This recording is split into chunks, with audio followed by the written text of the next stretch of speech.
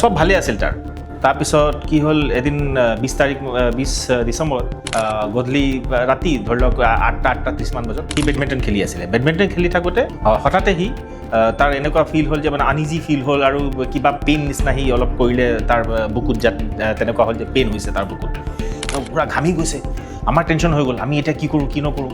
বুকুত যেতিয়া পেইন হৈছে এইটো হাৰ্টৰ লগত ৰিলেটেড হ'ব পাৰে। আমি একো নাভাবিলোঁ, লগালগ তাক বহাই মেলি গাড়ীত আৰু চিধা ডিব্ৰুগড় গৈ পালোঁ। ডিব্ৰুগড় আহি স্বাস্থ্য হস্পিটেলত সোমাই দিলোঁ আমি। ডক্টৰ ৰিজাপুৰত তেখেত চেকআপ কৰিলে। চেকআপ কৰাৰ লগে লগে তেখেত মোক জনালে যে আপোনাৰ ভাইটিৰ এনেকুৱা লাগিছে হাৰ্ট এটেক হৈছে।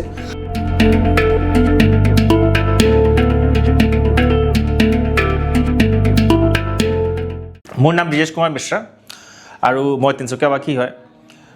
মোৰ ভাইটি আশিষ কুমাৰ পাণ্ডে, সি পদুমণি ৰিজৰ্টত তিনিচুকীয়াত সি মেনেজাৰ হয়।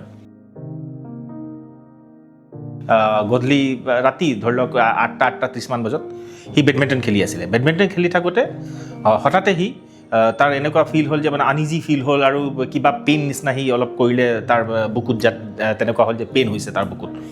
তো আমি তাতে আছিলোঁ, লগে আমি তাক ধৰিলোঁ, উঠালোঁ, তো পূৰা ঘামি গৈছে। আমাৰ টেনশ্যন হৈ গ'ল, আমি এতিয়া কি কৰোঁ কি নকৰোঁ, তেনেকুৱা লাগি গ'ল। বুকুত যেতিয়া পেইন হৈছে এইটো হাৰ্টৰ লগত ৰিলেটেড হ'ব পাৰে।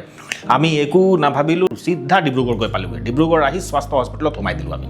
লগালগ তেখেতক আমাৰ ডক্টৰ ৰিজাপুৰত তেখেত চেকআপ কৰিলে। চেকআপ কৰাৰ লগে লগে তেখেত মোক জনালে যে আপোনাৰ ভাইটিৰ এনেকুৱা লাগিছে হাৰ্ট এটেক হৈছে। মই ক'লোঁ ডক্টৰ চাহাব যি কৰিব লাগে কৰক, কিন্তু মোৰ ভাইটিক মানে বচক। এইটো পৰিস্থিতি মই যিটো দেখিছোঁ তাৰ, এইটো 46 ইয়াৰ্ছ অকল মানুহহি, বয়সো হোৱা নাই তেনেকুৱা, আৰু পৰিয়াল আছে, ল'ৰা আছে দুটা সৰু সৰু, আৰু ৱাইফ আছে ঘৰত। চ' যি হ'লেও মানে মোৰ পেচেণ্টক মানে আপুনি চাই দিয়ক। লগালগ চেকআপ কৰিলে, এনজিঅ'গ্ৰাফি বুলি কয় সেইটো কৰিলে।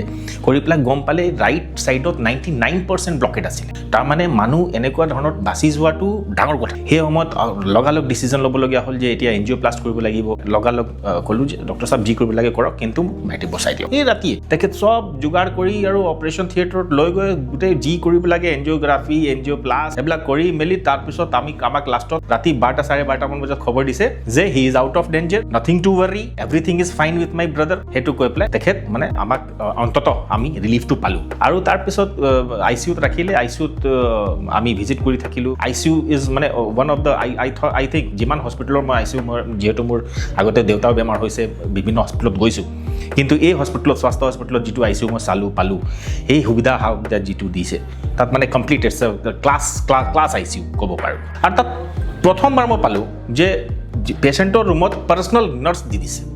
পাৰ্চনেল নাৰ্ছৰ সুবিধাটো মই ইয়াৰ আগত দেখা নাছিলোঁ, আৰু আমি অতি সুখী হৈছোঁ, বহুত ভাল পাইছোঁ আমি এই হস্পিটেল অহাৰ পিছত। আৰু মই ভাইটিক যে ইয়াৰ পৰা খুব ধুনীয়াকৈ হাঁহিমুখীয়া আৰু খেলুৱা মুডত লৈ যাব পাৰোঁ, আৰু আকৌ মোৰ ভাইটি বেডমিণ্টন কোৰ্টত যাব আৰু বেডমিণ্টন খেলিব, তেনেকুৱা পৰিস্থিতি আনি পেলাই ডক্টৰ চাহাবে ইয়াৰ পৰা যাব দিছে।